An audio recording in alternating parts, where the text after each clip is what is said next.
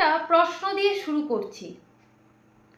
আপনি কি মনে করতে পারেন যে শেষ কবে আপনার মা আপনাকে কোলে নিয়েছিলেন? সম্ভবত কেউ মনে করতে পারবেন না, কারণ জীবনের কিছু মুহূর্ত এমনভাবে শেষ হয়ে যায় আমরা বুঝতেই পারি না যে সেটা ছিল কবে শেষবার। আর আজ আমি আপনাকে এমন একটা সত্যি বলবো যেটা শুনে হয়তো আপনি আজই আপনার বাচ্চাকে একটু বেশি সময় জড়িয়ে ধরবেন। একদিন না জেনেই আপনি আপনার বাচ্চাকে শেষবার কোলে নেবেন। সেদিন কোনো ঘোষণা হবে না, কোনো স্পেশাল ডে হবে না, জানতেও পারবেন না যে এটাই শেষবার। প্যারেন্টিংয়ের সবচেয়ে সুন্দর এবং সবচেয়ে কষ্টের বিষয় হলো শিশুরা প্রতিদিন একটু একটু করে বড় হয়। এত ধীরে বড় হয় যে আমরা বুঝতেই পারি না। আর যে শিশুটি আপনার হাত ধরে হাঁটে, একদিন সে বলবে আমি নিজেই পারবো। আর যে শিশুটি রাতে আপনার পাশে না শুইলে ঘুমাতে পারে না, একদিন সে নিজের ঘরে ঘুমাবে। আর যে শিশুটি আপনাকে সারাদিন ডাকছে, একদিন সে ওর বন্ধুদের নিয়ে ব্যস্ত থাকবে। এটাই হয়তো জীবনের নিয়ম। আমরা ভাবি চাইল্ডহুড অনেক বড় একটা সময়, আসলে কিন্তু তা না। একদিন ডাইপার বদলানোও শেষ হয়ে যায়, একদিন ফিডিংও শেষ হয়ে যায়, একদিন bed time story, school gate পর্যন্ত ওর হাতে ধরে নিয়ে যাওয়া সব একদিন শেষ হয়ে যায়। কিন্তু মজার ব্যাপারটা হলো কোনোটার জন্যই কোনো ফেয়ারওয়েল সেরিমনি হয় না, সব কিছু নিঃশব্দে শেষ হয়ে যায়। আমি এখন বলবো যে আমরা কি মিস করি। আজকালের দিনে আমরা সবাই খুব ব্যস্ত, কাজ, mobile, social media, stress, future planning সবের মধ্যে আমরা ভাবি পরে সময় দেব। কিন্তু চাইল্ডহুড অপেক্ষা করছে না।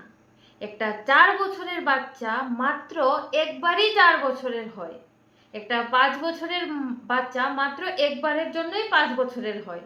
আর এই সময়টা চলে গেলে আর কখনো ফিরে আসে না। এবার বলছি, বাচ্চা আসলে কি চায়? অনেক প্যারেন্টস ভাবেন ভালো স্কুল, ভালো টয়, ভালো ক্লথস এগুলো বাচ্চার হ্যাপিনেস। কিন্তু রিসার্চ বারবার দেখিয়েছে চিলড্রেন রিমেম্বার কানেকশন মোর দেন প্রসেশন।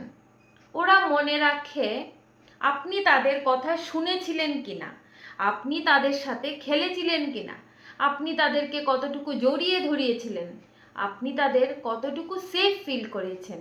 এই জিনিসগুলো বাচ্চা মনে রাখে। একদিন সে বড় হবে, আর যে বাচ্চাটা আপনার কোলে উঠে কার্টুন দেখছে, একদিন সে কলেজে যাবে, নিজের ডিসিশন নিজেই নেবে, নিজের পৃথিবী নিজেই তৈরি করবে। এটাই হেলদি গ্রোথ, এটাই আমরাও চাই। কিন্তু সেই দিন আসার আগে আজকের মুহূর্তগুলোকে বাঁচতে হবে। একটা রিগ্রেটের গল্প বলি। অনেক প্যারেন্টস পরে একটা কথাই বলেন, ইস তখন যদি একটু বেশি সময় দিতাম, ইস মোবাইলটা একটু কম দেখতাম, ইস ওর সাথে যদি আরেকটু খেলতে পারতাম। কারণ তখন বুঝতে পারেন মানি আর্ন করা যায়, কেরিয়ার রিবিল্ড করা যায়, কিন্তু একটা মিসড চাইল্ডহুড আর ফিরে পাওয়া যায় না। জানেন, প্যারেন্টিং অনেকটা গাছের মতো। আপনি যদি একটা গাছ লাগান, প্রতিদিন সেটা বড় হচ্ছে, কিন্তু আপনি খেয়াল করেন না, একদিন হঠাৎ দেখেন ছোট চারা বিশাল গাছে পরিণত হয়েছে। শিশুরাও কিন্তু ঠিক তেমনই। আজ যে শিশু আপনার হাত ধরে আছে, একদিন সে নিজের সন্তানকে হাতে ধরে নিয়ে যাবে। আমি প্যারেন্টসদের জন্য ছোট্ট একটা চ্যালেঞ্জ দিচ্ছি। আজ ভিডিও শেষ হওয়ার পরে মোবাইলটা নামিয়ে আপনার বাচ্চার পাশে বসুন 5 মিনিট, শুধু 5 মিনিট। কোনো লেকচার না, কোনো কানেকশন না, কোনো ডিস্ট্রাকশন না, শুধু ওর কথা শুনুন। আপনি অবাক হবেন ওর পৃথিবীটা কত সুন্দর। একদিন আপনার বাড়ি শান্ত হয়ে যাবে, খেলনাগুলো গুছিয়ে থাকবে, কেউ দৌড়াবে না, কেউ খেলনাগুলো ধরবে না, কেউ মা মা বলে 10 বার ডাকবে না। তখন হয়তো আপনি ছোট ছোট মুহূর্তগুলোকে মিস করবেন।